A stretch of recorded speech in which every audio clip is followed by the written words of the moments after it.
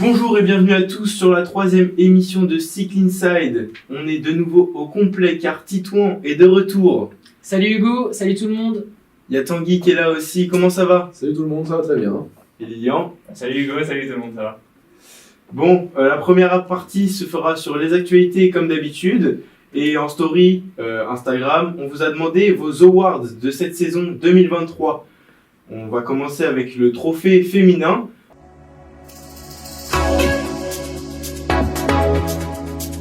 Le vélo d'or féminine Cycle Inside avec Titouan. Alors effectivement, on s'est amusé à sélectionner les meilleures féminines de l'année et on est tombé sur Demi Vollering de l'équipe SD Works qui avait du haut de ses 26 ans a remporté à 48% ce sondage-là et voilà, on va pouvoir en discuter et surtout elle remporte devant sa coéquipière Lotte Kopecky. Une écrasante quand même majorité, parce que 48% contre 38%, quasiment la moitié des votes justement étaient pour elle pour la gagnante du Tour de France justement de cette année. Donc bon, pour moi ça me paraît logique, je sais pas comment vous voyez ça vous de votre côté. Gagnante du Tour de France, mais elle a aussi réalisé un triplé historique, on va dire. Ouais, c'est ça.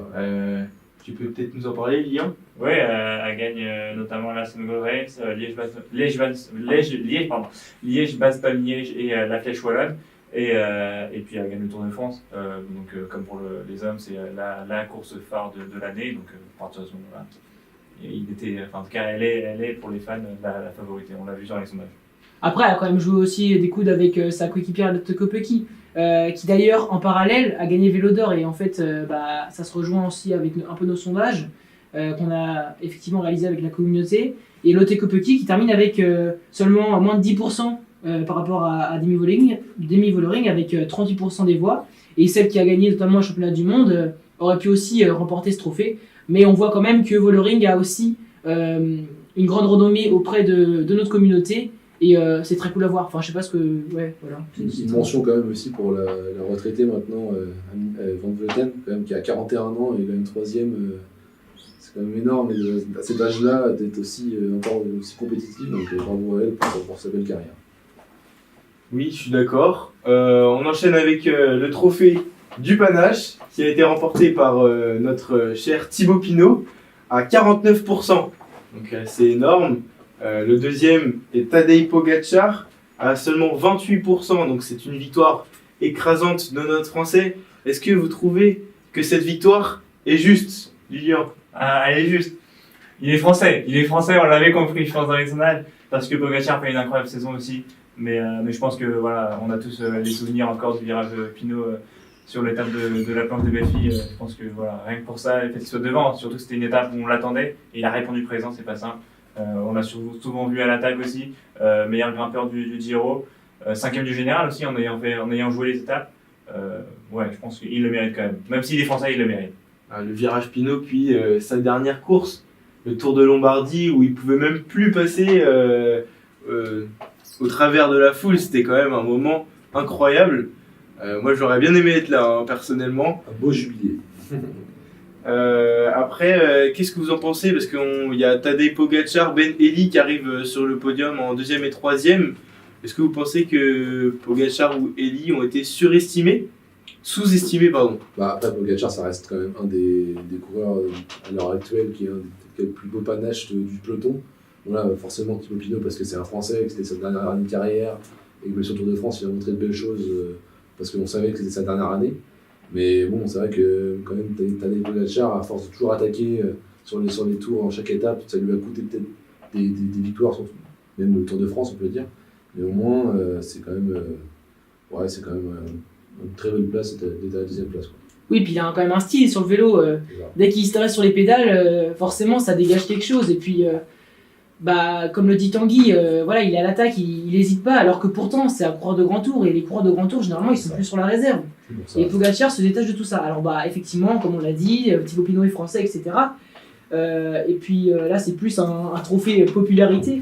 Mais pour autant, Tadej Pogačar, il montre quand même que oui, il a de l'envie. Et comme le disait Bernard Hinault, notamment à plusieurs reprises, quand il a été interviewé sur de nombreuses chaînes télé, voilà, je pense pas que beaucoup de directeurs sportifs dans l'équipe UAE lui disent quelque chose à l'oreillette et qu'il y va pas de main morte. Et puis que oui, il donne tout pour aller chercher des précieuses secondes. Alors des fois ça lui coûte quelques victoires, mais oui, c'est vrai que c'est très intéressant de le suivre, Pogacar. Et c'est aussi pour ça qu'il est certainement aussi plus aimé que Vingegaard.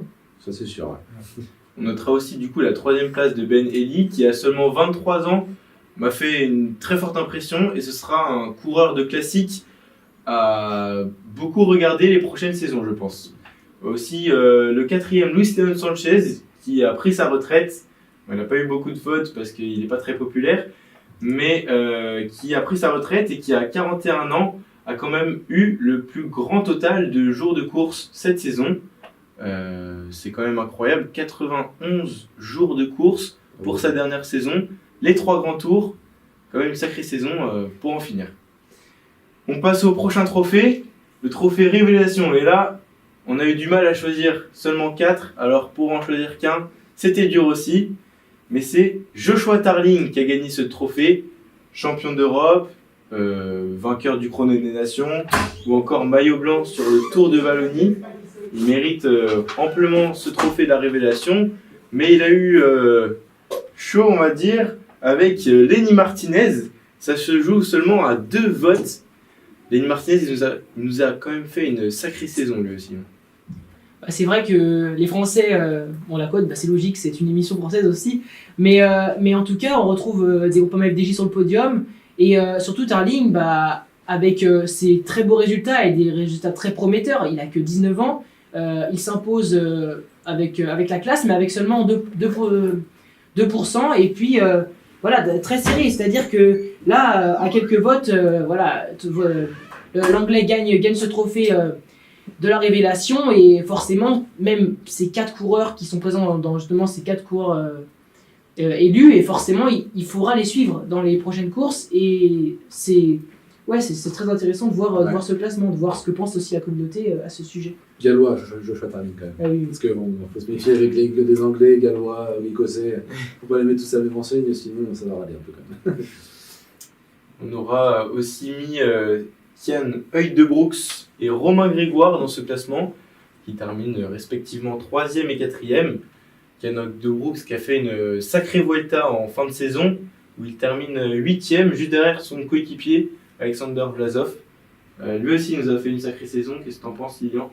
Ouais, une bonne saison, et puis surtout, voilà, quand on voit, c'était trophées révélations, ils sont vraiment, ces 3-là, ces 4 avec Romain Grégoire, se sont révélés cette année, on les a découverts cette année. Après, je voulais juste revenir sur Joshua Tarling, c'était vraiment lui qu'on a revu, voilà, champion d'Europe sur le chrono, il bat des gens comme Evenepoel, forcément, j'allais dire Stéphane Kung, bon il tombe, mais il bat des très très beaux coureurs, Stéphane Bissegger, et lui il le fait à 19 ans, donc ouais, ça c'est pour moi vraiment Joshua Tarling la grosse révélation. D'accord, merci pour ton avis. Et on va passer à l'avant-dernier trophée, le trophée du meilleur sprinter.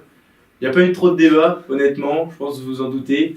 Jasper Philipsen a été élu avec 85% des voix. 138 votes au total, c'est une victoire écrasante. Il a remporté 19 victoires cette saison, une saison totalement monstrueuse. Qu'est-ce que t'en as pensé, Tanguy ? 4 victoires sur le Tour de France, 4 victoires sur le Tour de Turquie. Clairement, le meilleur de la saison, il n'y avait pas photo. Déjà, on avait vu des bruits de quelques années avant, où c'était vraiment, on sentait qu'il avait le potentiel pour exploser comme ça au grand public.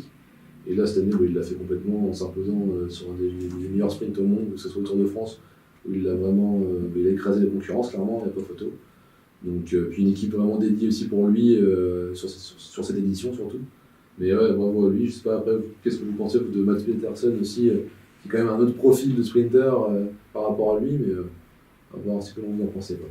Mats Pedersen, il est plus complet, et c'est tout à fait logique de le retrouver en deuxième position d'ailleurs, car il se distingue sur les sprints, et en plus, il est aussi très fort sur les classiques, et on l'a vu aussi très fort sur le championnat du monde, où justement il a terminé 4e. Donc non, voilà, Mats Pedersen, il est très bien sur sa deuxième marche du podium. En plus, après avoir gagné le championnat du monde, il confirme, il aurait pu simplement justement se contenter de ça, et tous les ans il renouvelle ça bien, et puis il a gagné son Tour de France à Limoges, donc en battant Philipsen d'ailleurs. Donc même Philipsen, celui qui était appelé The Disaster, aujourd'hui c'est plus trop le Disaster, avec 4 victoires d'étape sur le Tour de France cette année. Donc non, en tout cas pour moi c'est clairement logique que Philipsen est largement au-dessus. Ouais, c'est ça, Philipsen, en fait on avait un peu l'impression sur le Tour l'an dernier qu'il avait un sorte de chat noir. Et une fois qu'il a débloqué son compteur, je sais plus c'est combien, la 16e étape à peu près, en tout cas en 3e semaine, il me semble, qu'il a gagné. À partir de ce moment-là, ça a vraiment été clé parce qu'il gagne sur les champs. Et à partir de ce moment-là, on a vu le tour qu'il fait, incroyable. Il a aussi, et on le voit, il y avait Caden Grove, si je ne me trompe pas, meilleur sprinter de la Volta aussi. Il avait avec Alpecin de loin le meilleur train, du Giro, pardon. Il avait le meilleur train et à la fin, ça fait la différence. Il a été parfaitement emmené par Van Der Poel, on en a parlé la semaine dernière. Et puis il a été surtout très très fort. Mention forcément d'honneur pour Mats Pedersen qui le bat à la régulière à Limoges aussi. Mais oui, pour moi, Philipsen est les meilleurs stats. D'accord, merci. Et on va passer au dernier trophée, le trophée masculin, dont on avait parlé dans notre débat la semaine dernière. Vous n'hésitez pas à aller voir notre émission. Et c'est Tadej Pogačar qui s'est imposé avec 47% des voix. Une majorité quand même, pas une majorité, mais une victoire là aussi assez écrasante devant Mathieu Van Der Poel et Jonas Vingegaard qui arrive seulement 3e avec 11% des voix. Pas cher payé selon Lilian. Oui, tu peux défendre. Moi j'ai déjà défendu la semaine dernière. J'avoue que je suis un peu déçu que les gens n'ont mis que 11%. Je vis ça comme une défaite personnellement. Mais je suis assez étonné qu'il ait que 11% Vingegaard. Mais c'est vrai que les gens, on l'a vu avec Pinot, votent vraiment aussi pour le panache, pour le coureur qu'ils aiment. Et puis à la fin, je pense que Pogačar méritait aussi le titre, au même titre que Van Der Poel. Et donc, Tadej Pogačar fera l'objet de notre focus maintenant, qui arrive maintenant.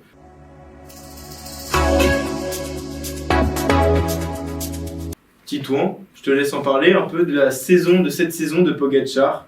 Une saison hors norme, malgré sa 2e place sur le Tour de France, que tout le monde retient, on va dire. Bah oui, effectivement, Pogačar, déjà, il a commencé en trombe avec des très belles victoires sur les classiques. Je pense déjà à ses belles victoires en Espagne. Et également après aussi la victoire sur Paris-Nice, où il a quand même fait de très beaux résultats. Donc non, franchement, déjà, il commence la saison sur les chapeaux de roue, et en plus, après, il confirme avec des victoires sur les monuments. Oui, très belle saison de la part du Slovène. À noter qu'il a été premier à l'UCI, au classement mondial UCI, avec 1300 points d'avance sur son dauphin Jonas Vingegaard, ce qui équivaut à une victoire au classement général final du Tour de France. Donc excusez-nous du peu, mais Pogačar a quand même fait une saison hors norme, vainqueur de 2 monuments, de l'Amstel Gold Race, du Tour des Flandres, 3e au championnat du monde. C'est quand même une sacrée saison qu'il nous a fait là, Pogačar. Mais malheureusement, il n'y a pas de victoire sur les grands tours. Et c'est un peu ce qu'on peut lui reprocher. Pas de victoire sur le Tour de France. Et il n'a pas fait de grand tour. Est-ce que la saison prochaine, tu penses, Lilian, qu'il va participer à 2 grands tours? On sait qu'il voulait participer au Giro, et aussi au Tour de France. Je ne sais pas s'il le fera. Personnellement, j'aimerais bien le voir sur le Giro, à voir qui sont ses adversaires. On va peut-être en parler dans le débat après, mais en tout cas, à voir s'il sera directement opposé en tout cas à Vingegaard, s'il décide lui aussi de changer ses plans. A priori, ça ne va pas être le cas. En tout cas, aujourd'hui, c'est intéressant de le voir sur un autre grand tour. Il a déjà fait la Volta, c'est là où on l'a révélé en 2019. Il fait 3e, il me semble. En tout cas, il est sur le podium. Donc franchement, j'ai hâte de le voir. Il n'a jamais fait le Giro, c'est une route à découvrir. Après, il faut être aussi, on l'a vu aussi, on le voit avec les classiques, il démarre très fort les années. Donc le Giro, c'est le premier grand tour de la saison. Ça pourrait aussi lui réussir. Moi, ce que j'ai souligné aussi, c'est qu'il a fait seulement 2 courses d'une semaine qu'il a gagné, forcément. Mais je trouve pas ça beaucoup pour un coureur qu'on estime qui joue les classements généraux, pardon. Excusez-moi. Mais je sais pas ce que t'en penses, Tanguy, toi, mais je trouve pas ça beaucoup. Ouais, c'est pas énorme. Après, il gagne quand même des courses intéressantes. Paris-Nice, le Tour de Lombardie, quand même, reste des courses avec un certain niveau. C'est pas des petites courses de quartier. Donc, oui, j'ai dit des courses de quartier. Et donc, après, c'est vrai que c'est pas énorme, mais bon, dans l'ensemble, le fait de le voir sur d'autres chemins, d'autres courses, plutôt même d'un jour, comme il veut faire et pas comme on a eu en écart un peu avec Vingegaard, c'est quand même très, très intéressant de le voir là. Après, puis de l'année prochaine, est-ce qu'il va faire 2 grands tours? Est-ce qu'il va faire plus de courses d'un jour?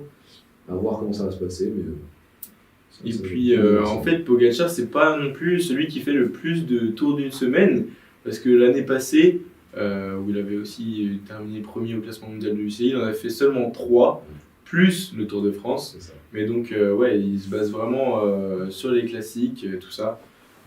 Titouan, t'as quelque chose à dire? Faut aussi notifier que aujourd'hui, les gars qui jouent les classements généraux, ils vont en stage aussi en altitude. Ils font 3 semaines, 1 mois. Et en plus, ce qui est assez marrant, c'est que normalement, ils vont à Isola de Mine. Et l'année prochaine, il y a le Tour de France à Isola de Mine. Donc, ça peut aussi les aider en fait d'être en altitude parce qu'ils s'acclimatent au col très haut. Et c'est aussi là que les créateurs des grands tours ils vont chercher la petite bête pour que les meilleurs coureurs se révèlent. Donc c'est pas forcément étonnant non plus parce qu'ils ont quand même des grandes parties de l'année où ils sont partis en stage et souvent en plus avant les grands tours. Donc c'est des fois, par exemple, si c'est avant le Giro, généralement ils vont pas forcément faire les Ardennaises ou voilà. Donc ça, pour moi, ça a clairement une logique. C'est pas étonnant. Le moment marquant de sa saison pour toi, Lilian? Moi, ce que je retiens, c'est le duel qu'il nous a laissé avec Vingegaard. Évidemment, c'est pas son moment préféré à Pogacar, mais ça a été aussi qu'il nous surprenne en gagnant le Tour des Flandres, pas forcément un terrain sur lequel on l'attend. Il est capable de gagner partout en fait, et même sur les chronos. Il gagne le Paris son début de saison. Pour moi, le moment marquant, ça reste le Tour de France, mais son début de saison est vraiment mémorable. Moi, j'ai vraiment bien aimé le fait qu'il gagne le Tour de Lombardie pour la 3e fois en plus. Enfin, les gars, quand je vous en parlais, c'était vraiment hyper important ça, cette stat-là, parce que gagner 3 monuments de suite, sachant qu'il est attendu. Bon, après, c'est quand même un monument qui convient à merveille, c'est le cas de le dire, puisqu'il gagne 3 fois. Il est clairement chez lui sur ces terres italiennes. Et oui, après, sur l'autre monument, le Tour du Flandre, il s'est révélé. Et aussi le fait qu'il aille plus loin que son statut de coureur de grand tour qu'on avait pu parler directement, et qu'il aille plus loin, il aille voir les classiques, et en plus ce sont des courses qui lui conviennent. C'est cet aspect-là vraiment que moi, je trouve intéressant chez lui et qui montre qu'il est différent des autres coureurs. C'est sur l'aspect qu'il aille sur d'autres courses, des courses quand même importantes, des classiques, tout ce qui est classique en fait. Et moi c'est ce que j'aime, ce que j'apprécie plutôt que de voir se concentrer que sur des grands tours directement. Et ça le plus agréable pour moi aussi d'un coureur avoir assez complet au détriment parfois des résultats. Moi, son moment le plus marquant de sa saison, pour moi, c'est son étape 20 au Tour de France, où il arrive quand même à se relever après avoir perdu le général, on le sait.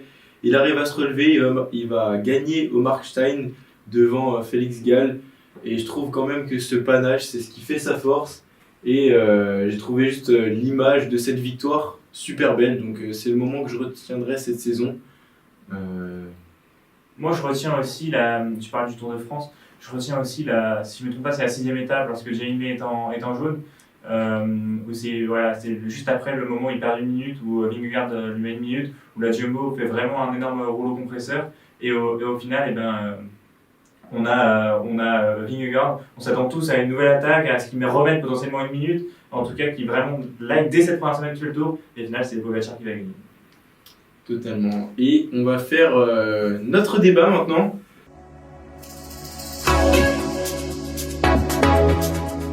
Donc on a déjà fait un débat la semaine dernière sur qui était pour nous le vélo d'or, qui a d'ailleurs fait débat parce qu'on n'était vraiment pas d'accord. Et donc cette semaine, le débat va se baser sur la question suivante. Cette semaine, la Jumbo a annoncé que Van Aert sera leader sur le Tour d'Italie.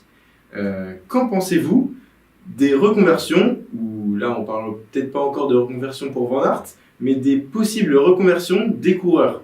On peut notifier Wout van Aert en leader, Pogacar en Classic Man, Ganna en sprinter, ou Dumoulin à l'époque entre guillemets, de rouleur à joueur de grand tour.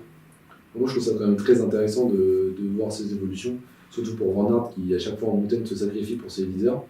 Et là on le voyait encore au Tour de France faire des choses incroyables, pareil sur les autres grands tours. En fait chaque année on le voit qu'il met autant d'énergie sur des étapes qu'il peut gagner alors qu'il sait qu'il ne va pas les gagner. Alors après ça lui est arrivé pendant les échappées de les gagner. Voilà, je ne les ai pas en tête clairement. Mais pour moi c'est une très bonne chose et hâte de voir Van Aert sur les pentes italiennes. Ouais, puis aussi comme tu disais, il est hyper régulier. il est hyper complet. C'est ça. Et justement, en plus, il est capable de gagner en montagne. Il a même gagné l'étape C'est ça. du Ventoux en 2021 avec un double Ventoux en plus, donc c'était quand même une sacrée étape. Attention par contre, je tenais à notifier que ça, c'est qu'il va participer au Giro, mais la Jumbo n'a pas encore annoncé qui sera leader. Alors, a priori, s'il y a juste Van Aert, ça peut nous faire penser que le coureur belge pourrait être leader. Les gars, s'il est leader, vous pensez qu'il peut faire quelque chose, Van Aert ? Ouais, moi je pense qu'il peut vraiment faire quelque chose en tant que pour le général. Je me souviens le travail qu'il fait pour Vingegaard dans sur le Tour de France. Il prend les échappées, il fait des relais de 150 km, il relaie Vingegaard avant qu'il passe le relais à Sepkus. Il était impressionnant. Franchement, il s'est roulé, il s'est surtout aussi géré énormément son effort, capable de monter de manière régulière. Et on l'a vu à chaque fois, il avait besoin de personne pour l'aider dans sa roue. Il fait sa montée et personne ne suit. Vraiment, j'ai hâte vraiment de voir s'il sera leader pour jouer le général ou pas. Et j'espère vraiment qu'il sera leader. Et c'est vrai que dans les échappées l'année dernière sur le Tour de France, c'était assez impressionnant. Il demandait le relais à personne, il fonçait, il attendait même pas la Jumbo qui roulait derrière. On se demandait si c'était des stratégies foireuses, mais non, c'est Van Aert, c'est le style Van Aert. Et il a une cage, c'est impressionnant, t'as l'impression qu'il est jamais épuisé. Et puis, en fait, il peut tout faire, quoi. Il a gagné au Ventoux, il peut gagner des sprints, des chronos. Donc, un Giro qui aura 2 chronos l'année prochaine. C'est ce que j'allais dire, ouais. 2 chronos, on l'a présenté la semaine dernière, hein, pour ceux qui n'ont pas vu dans l'émission la semaine dernière. Il y a quand même 2 chronos, c'est l'année prochaine au Giro. Et je crois que j'avais lu, il y a 30% donc quand même moins en altitude. C'est plutôt un Giro moins montagneux qu'on a eu sur certaines années. Donc ça se comprend du côté de la Jumbo, de pourquoi pas le tenter en leader. Il a le mental, l'expérience pour être dans ce niveau-là. Ah, puis on parlait de Panache aussi tout à l'heure. Panache, chez votre Van Aert, on peut en parler. Hein. C'est longues échappées. Il a eu le dossard doré, je sais plus combien de temps, mais il a eu longtemps. Il a eu au moins 2 ou 3 reprises sur le tour. Il y en a très peu qui l'ont eu quand même sur 3 semaines. C'est sûr. Donc on parle beaucoup de Van Aert parce que c'est l'occasion là avec cette annonce de la Jumbo-Visma. Mais qu'est-ce que vous en pensez d'autres coureurs comme Ganna qu'on a vu faire beaucoup de sprints en fin d'année. Qu'est-ce que tu en penses, Titon, de Ganna sprinter? Moi en tout cas ça m'étonne pas de le voir là, Ganna. Quand tu arrives de la piste, je pense que tu es aussi fait pour ça. On peut penser à Dominique Pistard qui s'illustre au sprint actuellement, surtout chez les Français avec notamment Benjamin Thomas qui a fait quelques sprints durant l'année et surtout qui est très bon rouleur. On a Brian Cocard. Après, on peut aussi penser à des coureurs étrangers comme Elia Viviani qui vient aussi de la piste. Donc pas étonnant déjà de le voir sur le sprint. Et ensuite, Ineos, ils ont besoin d'un sprinter aussi. Alors ok, il y a Ethan Hayter, ok, il y a Elia Viviani qui se débrouillent très bien aussi. Mais Ineos cherche du renouveau. Et Ganna, c'est aussi le bon moyen de marcher au sprint, tout simplement. Et ça, c'est un truc un peu plus important. Pogacar Classic Man. Est-ce que Pogacar serait pas à abandonner les grands tours pour devenir Classic Man? Ça vous ferait bizarre, non? Ouais, ça ferait bizarre. De le voir abandonner comme ça, en général. Ce serait un rêve quand même, non? Pour ça, il est tellement fort aussi sur les grands tours, qu'il fait tellement de spectacles sur les grands tours que on aimerait quand même qu'il soit là pour y participer. Mais oui, clairement, c'est très intéressant sur les classiques. C'est un peu des coureurs à l'ancienne. On avait des Eddy Merckx, des Bernard Hinault qui gagnaient le Tour de France et qui gagnaient ensuite Paris-Roubaix la même année, etc. C'est un peu des gars un peu à l'ancienne qui peuvent gagner partout. Ça, c'est impressionnant de gagner le Tour des Flandres et en même temps de jouer le général du Tour de France. Ça, c'est vraiment dingue. Est-ce que tu auras le mot de la fin, Tanguy? Qu'est-ce que tu veux nous dire de plus? Après, ça fait partie du vélo des carrières des coureurs de modifier leur façon de courir, de continuer dans le temps et de progresser sur différents sujets. On a plein d'exemples du coup, qu'on a cités et c'est quand même très intéressant de voir dans le vélo moderne que en fait maintenant un rouleur peut devenir un rouleur grimpeur et que avant juste le grimpeur était incapable de rouler, ce genre de choses. Donc c'est toujours intéressant de voir ces évolutions-là dans le cyclisme moderne. Donc, même qu'un poissonnier peut devenir vainqueur du Tour de France. Voilà. Merci à tous d'avoir suivi notre émission. Merci Lilian, merci Tanguy et merci Titouan. Et merci. Et puis bonne route.